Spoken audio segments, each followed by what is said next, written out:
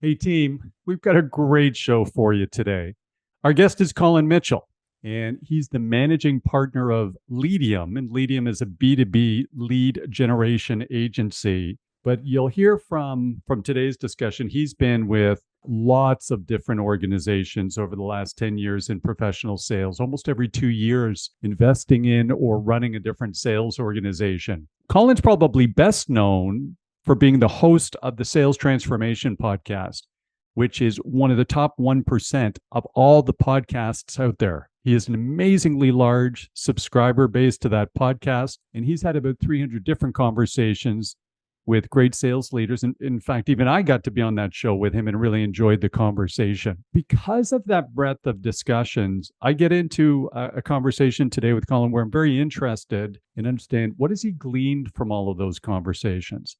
So how does he take everything he learned from those 300 conversations and turn it into a playbook for the next sales organization that he takes over? We talk a lot about people and the attributes that he hires on and that we hire on, and how we get through an interviewing process to try and uncover those attributes, because we all know it's so tough to interview salespeople these days. Collin's got a very controversial approach to quota. They don't have them at Leadium. So we have a great conversation about that, how he manages a team to perform without quotas. And as always, we're so interested in people's journeys to this point. And Collin's an amazingly successful business professional who's gone through lots of adversity along that journey, like many of us have. And frankly, it's just an inspiring journey. I really enjoyed my conversation with Collin today, team. I think you will too. And if you do, please like and subscribe to the Selling Well podcast and tell your friends. Here's Collin Mitchell. Hey, Collin, welcome to the show. Hey, Mark, thanks for having me. Been looking forward to it. I know we've been looking to make it happen. You did such a great job on my show, so I'll do my best to try to return the favor. Well, I'll tell you what, Collin, every once in a while you get a little nervous before one of these podcasts. And I'm a little nervous today because your podcast, Sales Transformations, basically one of the top sales podcasts out there. You're one of the top 1%. The amount of downloads are absolutely flabbergasting. So as we go through this today, I'm growth oriented.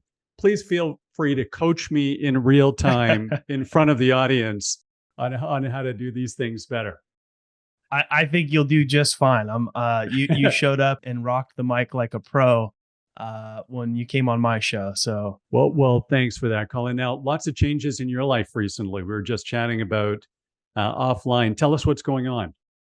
Yeah. So, I think quite a bit. So one thing is, I joined Leadium about 7 months ago as their VP of sales, and then recently became managing partner there. So been doing some great work, great team, funny stories. I used to be a Leadium customer. Maybe we'll get into it, but I've had 4 startups. I sold 3 of them. 2 of those businesses, Leadium, helped me scale. So I was a Leadium customer before I, joined Kevin and Sergey over there. And then more recently, they also acquired my podcast. So, Sales Transformation is kind of on its 3rd season now. We're at like almost 800 episodes. And I honestly couldn't be happier with kind of where the show is and the quality of the content that we're putting out these days.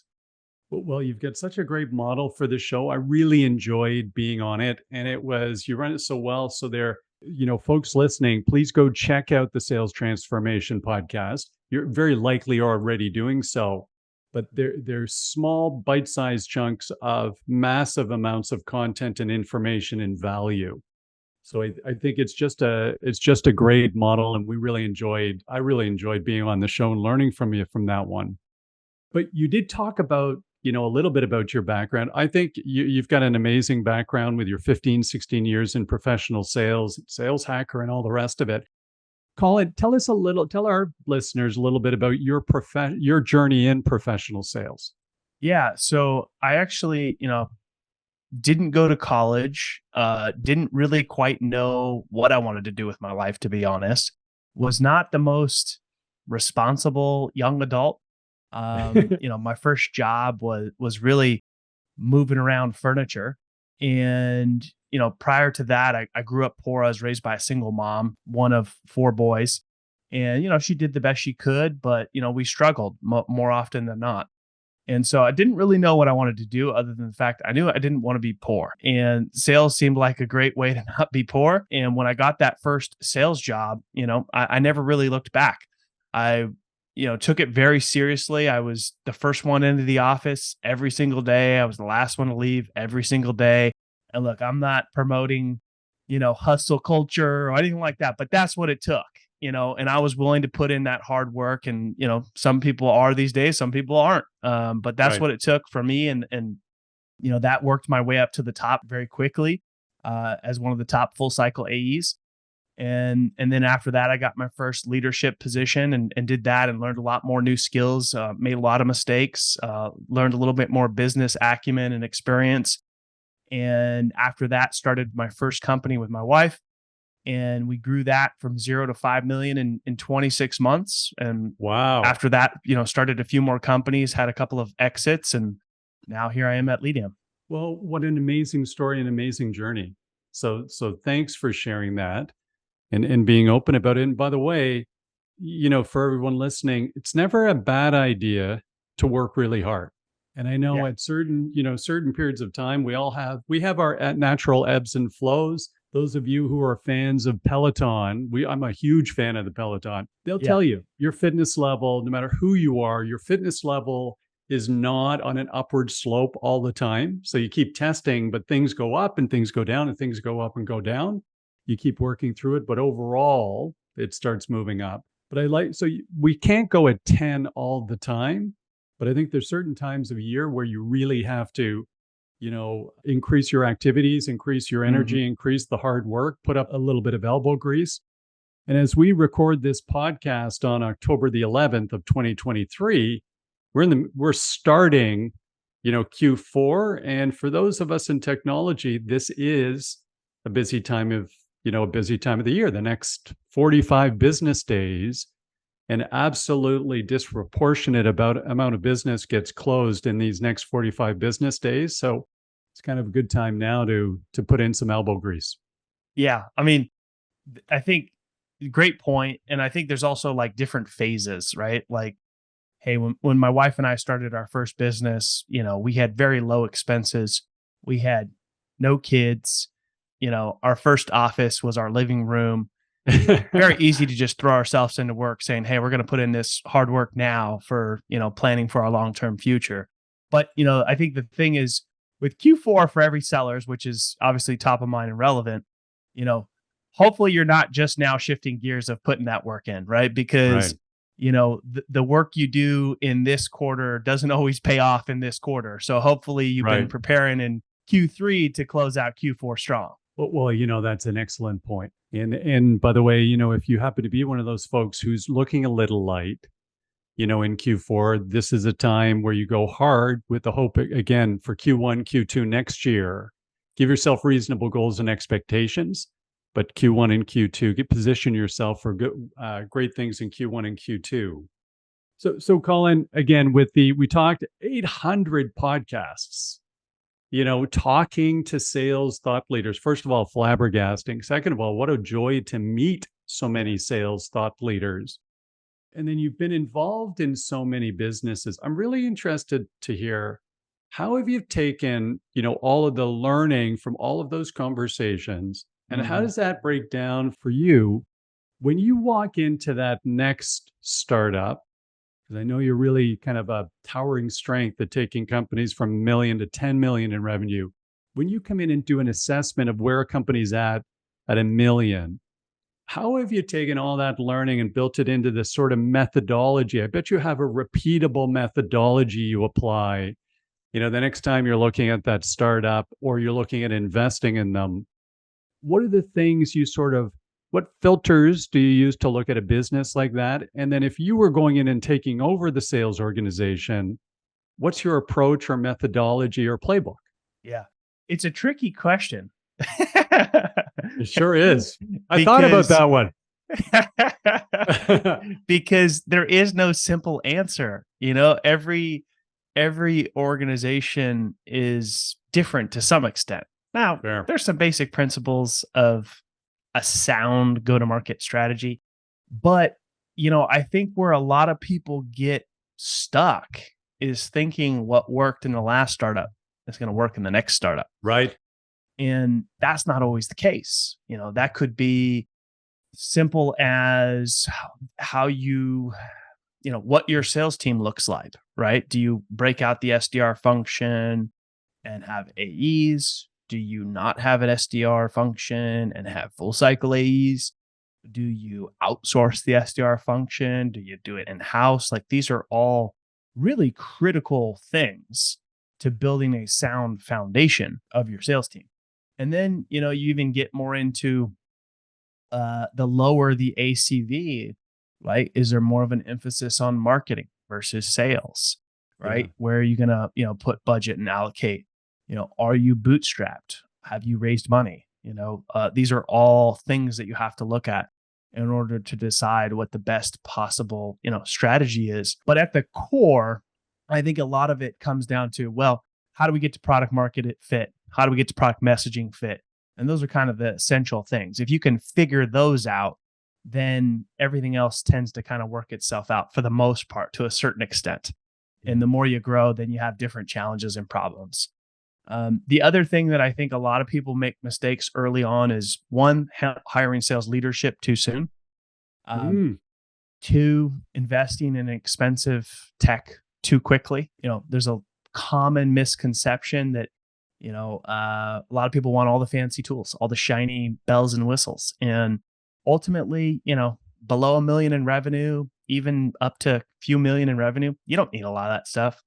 As long as you have a good CRM and, good data and good dialing technology, like, those are the essentials, Yes. But investing in all this conversational intelligence and sales enablement and coaching tools and cold email tools and you name it, a lot of those things can wait, because technology isn't going to fix a lot of your core foundational problems. A lot of that stuff needs to be worked out, and then technology can enable you to accelerate or be more efficient. But a lot of times it can be a distraction if you haven't figured out some of the core basics. Great counsel. The last, so we talked, you mentioned, okay, hey, think about when you bring in sales leadership. And I think a big challenge for a lot of founders is they actually want to absolve themselves of the responsibility of sales because they don't have that core competency, right? They're great people who started in application development, got good, built a product, or even in manufacturing business, it's an engineer who was in some other manufacturing business. But rarely is a founder somebody who actually grew up with a professional sales background. So to many, it still seems a little bit like this dark art. And then they go back to the concepts from 40 years ago, which was hire somebody who's mature and experienced and so on and so forth, and they're just going to be a rainmaker. And that rarely happens because the rainmaker was a rainmaker at SAP or Oracle. And then they come down to the $1 million startup and they go, where's my marketing? Where are my sell sheets? Who's built the 17 you've never business heard of us case? Before?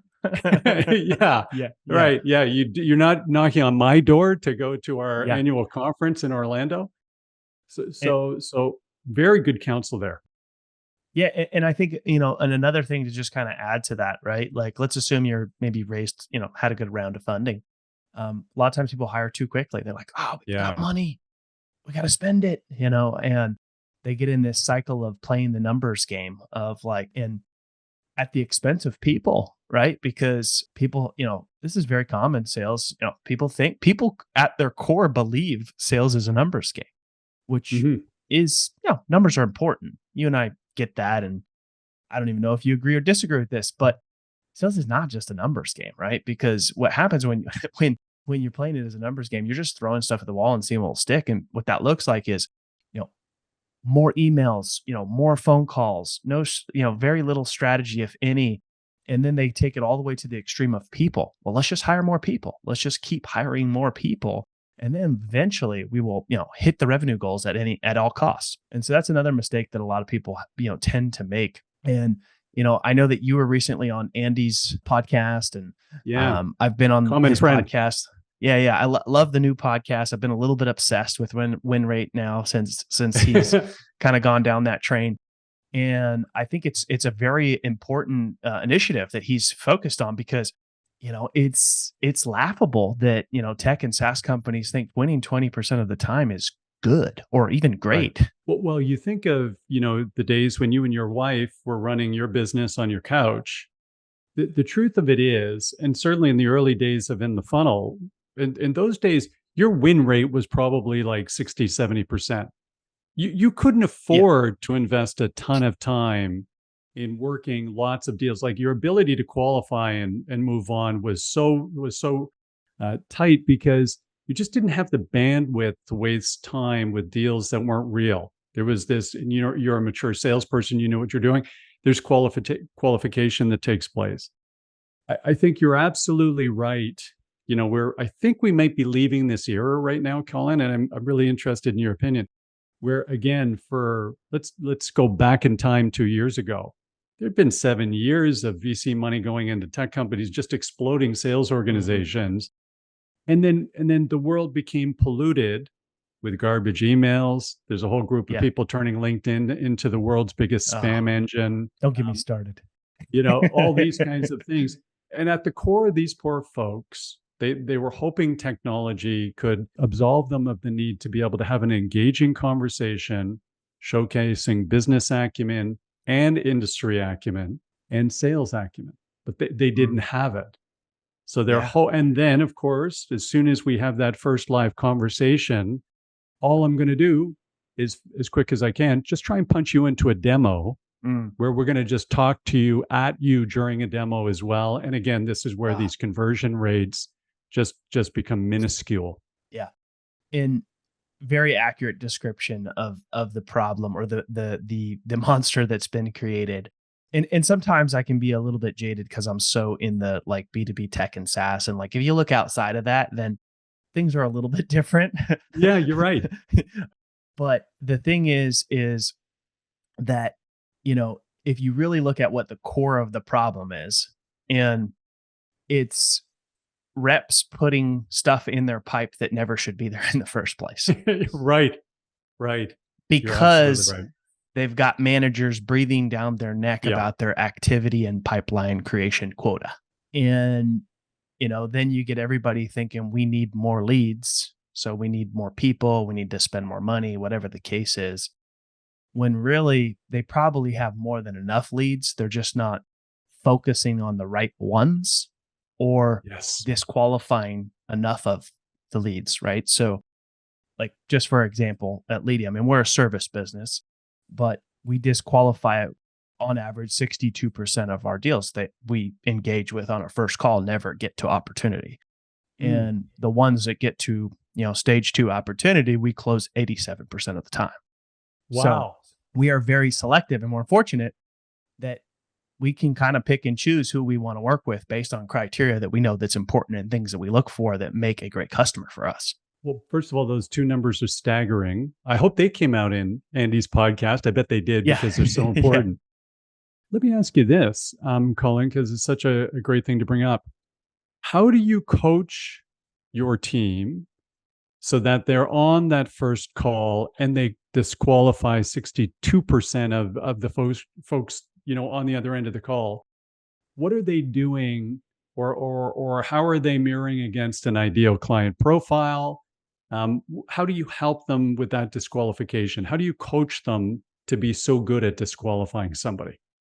So there's two parts to it. And one part you might hate, and a lot of your listeners are going to hate. The other part, I think people will understand.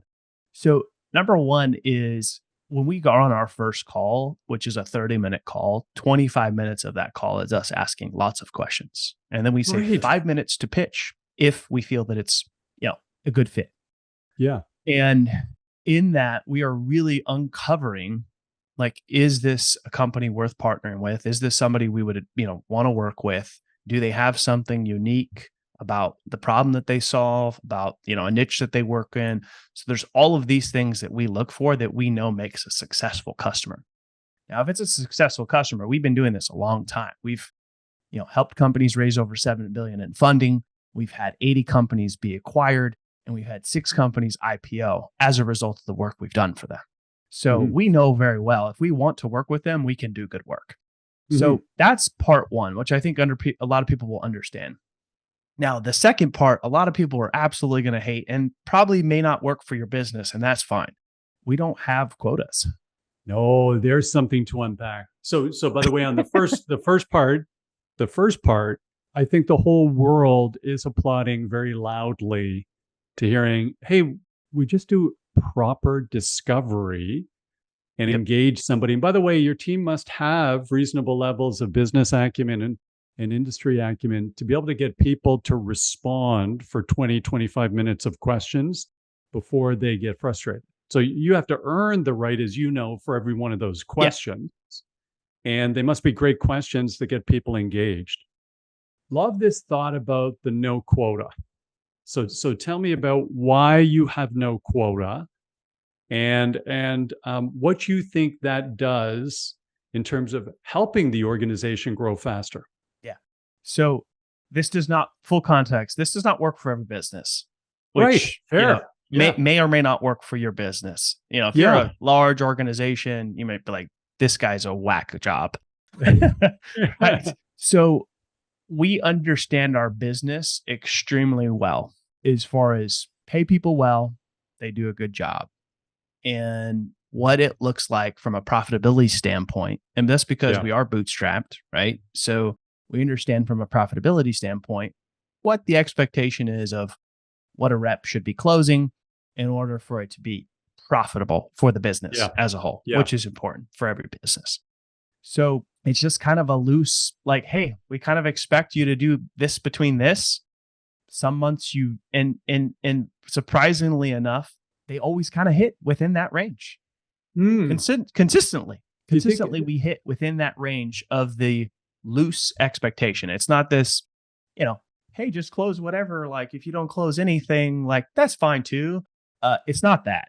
Like there's just an expectation of like, hey, based on your role and your segment, your market, whatever, this is what we expect, and that's what it is. And there's no this number and constantly changing and all of that. And Yeah. for some people, that's a little scary. I get it, and probably wouldn't work for your business. But for us, it works great. And I think there is organizations that are moving in more of a direction of like, hey, maybe we, don't have this crazy pipe quota, or maybe we don't have this crazy, activity quota that we're constantly demanding. So you see some things changing in that direction. Yeah. But there's even this whole thought of something that I used to be totally against, and Kevin Dorsey kind of opened my eyes to it, is like, hey, not every salesperson is money motivated either, right? So every Very comp true. plan out there is mostly built for money motivated people, which is only a small percentage of your sellers are those people that are just like, money motivated. Most people are motivated by many other things. Most people Right. just want low stress. They want to do good work. They want to be around and work with good people, and be compensated well. That is the majority of people. Well, Seth Godin talked about in his latest book, and the name's going to come to me in a second. He did a survey of 10,000 people and said, tell us about the attributes of the best job you've ever had. Mhm. And the five top ones that came back, none of them had anything to do with money. It was about, I did my best work. We were doing meaningful work. I was well respected. Didn't mean it was easy, by the way. Yeah. But I love that job because I actually accomplished something significant. Had nothing to do with, I got the largest paycheck I've ever had. I should have done this earlier, Colin, but just for our listeners, because you said it's not right for everybody's business. Tell us exactly what the business of Ledium is. Yeah. So we're a service business. We work in the B2B space, mostly, service businesses or a lot with tech and SaaS. And we help them with their top of funnel challenges through services. So that could be done for you, sort of, go to market outbound. That could be inbound lead management, could be a combination. So we have US based sales development reps in our Virginia and Las Vegas office. And we, basically are their SDR function. Got you. Outsourced SDR function. The name of the book, by the way, is Song of Significance or something like that. Seth's latest book is called The Song of Significance, meaning, hey, people want to feel significant. Yeah. And by the way, I'll throw out one other thought. management consultants or lawyers Yeah. or professional services firms, generally, they have goals, but they don't have quotas. And they're not Yeah. managing the quarter on a quarterly basis. But those people, of course, have to bring in new business. And so, there's a world where I think all those people, most of those people very clearly feel the need to help grow the business. So they're focused on business development, but they're not tracking, monthly quotas of activities and so forth. So, Yeah. and coincidentally, when we had Dan Pink on the show, author of my favorite sales book almost ever called To Sell is Human, 8 other New York Times bestsellers, he loves sales. And at the end of it, I said, hey, what do you see happening? And his final comment, he said, low end tactical sales are going to go the way of the dinosaur with technology. But he said, sales today is management consulting, which is why I made that analogy to those professional services firms. He talked about salespeople have to be intellectually curious, problem solvers, super sharp, super smart, engaging, and exceptional at discovery. He said that's basically management consulting. So Yeah. those worlds don't have quotas. So what an interesting idea. By the way, there's our clickbait for this podcast, no quotas. How big's your sales team? So we have in total, including our SDRs who do work for clients, which I help with that team as well. I think we have about 35 people. So we got everybody out there listening, lots of CEOs of SMBs, and you guys are fundamentally an outsourced top of funnel generation firm with a big team. I bet everybody would love your opinion on what do you look for when you're hiring these people? Sounds like you have some great people as part of that team. If you're hiring somebody in professional sales, an SDR, BDR, an account executive, I'm sure there's some differences, but tell us a little bit about what you look for, given your experience doing this, when you're hiring these people today. Yeah. I mean, I will say, obviously there's some basics, but hiring is tough. Hiring is tough for everybody. Everybody struggles with hiring. Anybody who's ever been in a leadership position probably has never really felt like they fully figured it out. Because as soon as you figure it out, there's that one that you're like, you took a chance on and you're like, oh, why did I do that? Like, I hate to say that, but it's the truth. It's so true. And thanks for your honesty, by the way. I did just very quickly. I had the same conversation with Frank Cespedes from Harvard, who you probably know. He's probably been on your show 3 times. And I said, hey, Frank, I did the math. I think, I've interviewed maybe 1,200 people, and I probably hired a couple of hundred people in my career. And I thought I was pretty good at this, but if I'm honest, I got like a 65%. And Frank came back and made me feel a little better. He's been 65% is great. he came back and he said, it was so funny. He goes, Mark, I've been doing this for 35 years. I've been going, for running Harvard's, sales program. He said his assessment is at best, it's a flip of a coin.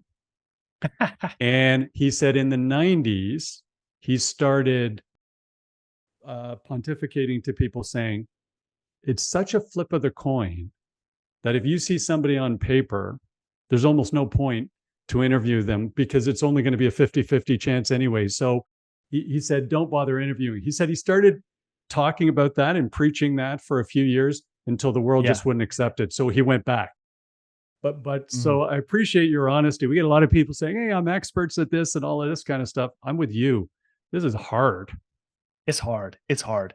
And I mean, there's a couple of things that I do that maybe are a little bit different, right? Number one, I don't look at their resume at first at all. Whoa. Okay? So if somebody, LinkedIn is the go-to. And frankly, if you're a salesperson and you haven't figured out LinkedIn, then sorry, you're going to get passed over. Yeah. That's the hard truth that maybe nobody's going to tell you. So if you're in sales and when you don't have a job, your job is selling you, optimize your darn profile. Great feedback. And then the first thing that, most people do is go straight to, and I don't know if you've had Kevin, KG on your podcast. I He's got a haven't. lot of good insights around hiring. I'll have to And go and so get does him after this, though. Yeah, so does he scaled ZipRecruiter before they went public. So lots of hiring, and they were a platform that helped people hire. So he has a lot of good insights about this. And then my good friend Nigel Green has a whole course for hiring that's like not your guru bogus course, but like legit, really tactical, great information for sales managers. But so first thing is I'm a big fan of personality tests. So having them take personality tests, big fan of that. Not a step one, step two after the initial call. So first call is very not like what they expect. So typically candidates come on a first call and they're expecting like, hey, we're going to talk about my job experience and go through my Yeah. resume, and you're going to try to poke some holes in it and ask some questions and all that good stuff like every other hiring manager does. First call is more just rapid fire questions, 15 minutes, 20 minutes tops, where I'm asking them a bunch of questions, some that have to do with professional, some that don't, because I'm hiring for the person, not the role, not the skills, none of that. Like that stuff's important, but it's way less important. What's more important is the type of person you're hiring. You're looking for, you're looking for certain things about the person as a person, not necessarily as a seller, right? Mhm. And so in that call, you can ask them certain questions like, "Hey, what's the most difficult thing you've had to overcome professionally? Yeah. You know, Yeah. what was it? How'd you work through it? What'd you learn from it?" Personally, same question. You can see if they can, you're looking a couple things you're looking for. One, how they handle themselves under pressure, getting questions like that. Two, one big thing that I'm looking for is, are they giving me really honest answers, or are they feeding me what I want to hear? Right. Yeah. Easy way to point that Authenticity. out. Yeah. So easy way to point that out is if they're just like being really vulnerable, honest, and maybe telling you things that you probably wouldn't want to hear. I love that. Right. Mm. If they're like, well, I don't know, and they're kind of looking off, reading their body language, also very important. Those are some things that you look for. You're looking for things around work ethic and, if they're hungry and if they're humble, right? Tell me a time where your manager gave you some feedback that you didn't agree with. How'd you deal with it? Yeah. Things like that. And then, some wild things like, hey, if you had a boat, what would you name it? And then why? Because you want to see if they're creative and, things like that. So, looking to see if they're confident. So those are the things I'm looking for. I'm hiring for the person. Care less about their job experience at this point, because this is way more important. If they get past that, next step is a written assessment, personality test. And then after that, if they get past all that, then it's a more deep dive interview around job experience, poking holes. Go get a reference. Like, don't take the reference they give you, go to the one they didn't give you. Right. So if they they have, say, 5 jobs, they give you, their most recent job and 2 jobs ago. Well, I want to know what happened in the middle. Right. Yeah. And I get it. Sometimes people get put in bad situations, they don't perform, but everybody should at least leave on good terms, which is important. I So think that also those are a few points to, things. first of all, fantastic things. Like, and great, by the way, team, great stuff here that we can apply today for us in our business. I love at the end of the day, you kind of came up with the attributes you look for are humble, hungry, smart. You know, we like those. There's different ways of calling those things, but we like those too. Those go back to Pat Lencioni, and he's a fantastic guy. But all of the stuff that he came up with the 5 dysfunctions of a team and everything else, humble, hungry, smart. We love passion and optimism. And by the way, in this day and age, if you've had 5 jobs, you've had 1 or 2 bad sales leaders. Yeah. So I'm with you. I don't think there's a problem if somebody comes back and says, listen, I'm not going to give you that second person as a leader because I actually had a bad sales manager. They were Yeah. new. They weren't trained. We didn't get along that well because of it. I felt a bit frustrated. They were about them, not the team. But the one I Mhm. just had is fantastic. And 2 people, go. And even the way they share that, I think points a little bit to that authenticity. You don't want the veneer We Yeah. actually want to know, and hiring on the person, I think is spectacular. It's no different than a sports team, right? They don't Yeah. just go for the person with the stats, and the speed. They actually meet these people because they want to know what they're like as people. Now, one thing I would add to that, right? If we've all had bad, sales managers, get it. But you do want to look at how they describe that, right? You Yes, for described it in sure. a very like straightforward, cordial way. If they badmouth and hey, he was Yeah, a exactly. a-hole and horrible, worst boss ever, like, if they get into that, pass them over. Something else that I would say really stands out if they say something more along the lines of, hey, Mark, that last job I had, like I took a chance. It was a startup, first time sales manager, top producer. I had a lot of issues. Here's what I was responsible for. Here's what I could have done differently. Here's what I wish I would have done. Here's what I learned from it. Yeah. You got an ace. So you always want people who take responsibility, right? We all make mistakes. But if they're more of a, hey, I'm going to just point the finger and it's all the sales manager. Look, we're all human beings. We've all had bad bosses. We get it. But I'm just not a big fan of the people that do nothing but complain about it. Don't Oh, don't take responsibility for their actions or what they could have done different, or at least come out on the other end feeling like, yeah, hey, I made a bad call here. Here's what I could have done differently. Here's what I wish I would have known, and here's what I'll do, different next time. Key difference in the type of person of how they would explain huge. that. Yeah, it's a huge difference. You're absolutely right. And then I love the idea of you saying, "Hey, what did you learn from that?" And then being able to share, "Hey, I realized something about me. This is what I need to be successful, and this is." And then the other question I always love is, "What do you need to learn now?" So Hmm. you think about that growth orientation. For us, humility is kind of growth orientation. I'm humble enough to know I might be confident, but I'm humble enough to know I don't know anything. By the way, I'm humble enough to know there's lots for me to learn. Let's put it that way. It's one of the reasons we love this. I love this podcast so much. I love talking to people like you, because I've been doing this 20 years, and there's the world of what I don't know. It's 10x is what I know, and it's changing Hmm. all the time. So I love that question to somebody say, "Hey, what's the next thing you need to learn? What are you reading right now? Yeah. Tell me about the favorite, That. favorite Yeah. sales book you've ever read. Tell me about it." Yeah. Yeah. That's one of my questions. What's the last book you read? And if you're like, it's like, yeah, not anything very recent, right? Because you want people who are, committed to investing in themselves and constantly learning. Yeah. And Hey, for me, I'm not a huge book reader, but I'm an audiobook person. So I'm big on podcasts and audiobooks. I don't read many physical books. It's just not my jam. So if somebody said like, hey, I don't listen, I don't read books, but I listen to these podcasts. Here's the last episode, and here's exactly. what I learned. Or hey, here's the last audiobook, and here's what I learned. It's good enough for me. Well, absolutely. As long as it doesn't matter how you learn.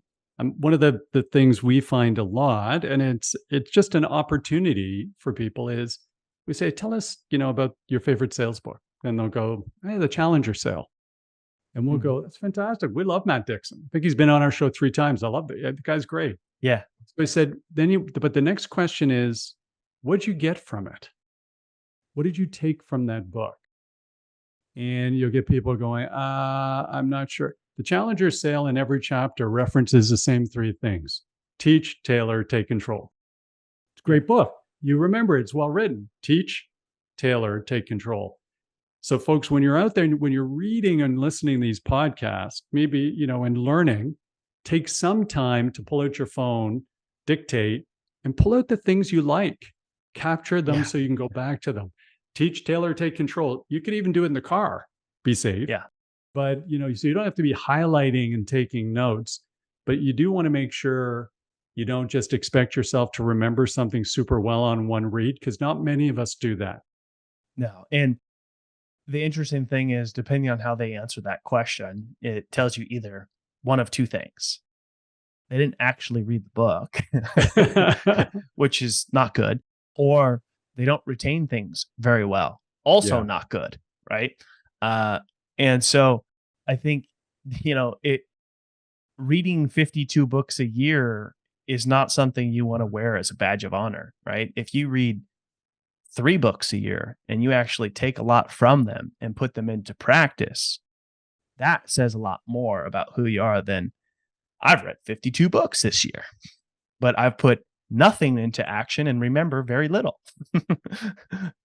It's the same analogy as the numbers in sales. Yeah.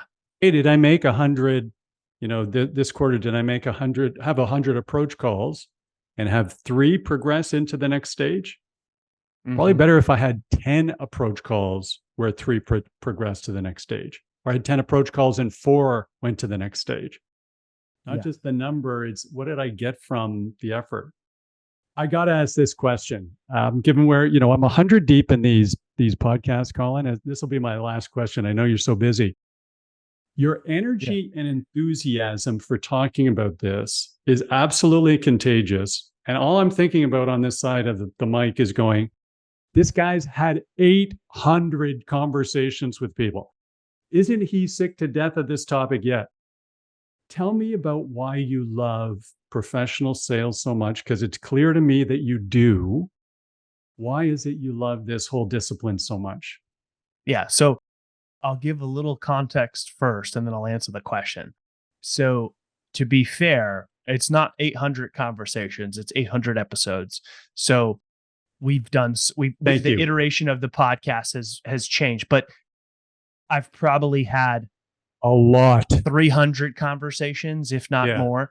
And I've also probably guested on close to 200 shows. So lots of conversations. Yeah. But with the podcast, we've done a lot of different things over the years where we did solo episodes, where we did long form and chopped them up into like 5-minute episodes. Got And it. now what Thank we you. do is we typically drop like a 10 to 15-minute episode with a guest on a tactical topic. Okay. But nonetheless, I love it. And I love it for a couple of reasons. Number one is because, we didn't get really too much into my past, but, just to shed a little bit more color there, I grew up dirt poor. Like, I didn't go to college. My dad was never around. We grew up on food stamps. We lived out of motels. Like, I had Sorry. nothing.